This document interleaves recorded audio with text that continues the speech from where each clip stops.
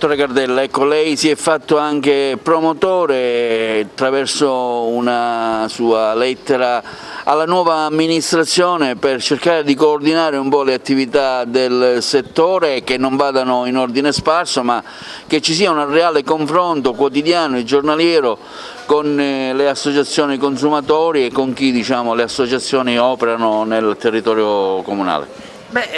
La domanda fa proprio al caso, poiché nel caso specifico, diciamo, noi riteniamo come Unione Nazionale Consumatori di aprire una linea di credito convinta nei confronti dell'amministrazione retta dal sindaco Francesco Miccichè, che sicuramente è la persona giusta per catalizzare non solo l'attenzione ma anche il consenso del mondo dell'associazionismo, che rappresenta gli interessi collettivi. Sono le associazioni di utenti e consumatori che rappresentano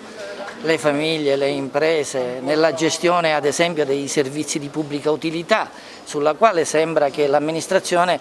voglia rimettere in piedi un percorso condiviso. Allora, per condividerlo si incontrano gli amministratori di condominio, ma si debbono anche incontrare le associazioni degli utenti. Noi siamo perché si possa istituire finalmente una consulta per i servizi di pubblica utilità,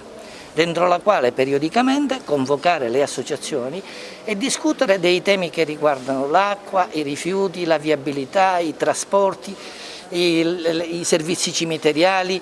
il canile che auguriamoci che possa realizzarsi immediatamente, cioè tutta una serie di questioni che interessano i cittadini e le famiglie.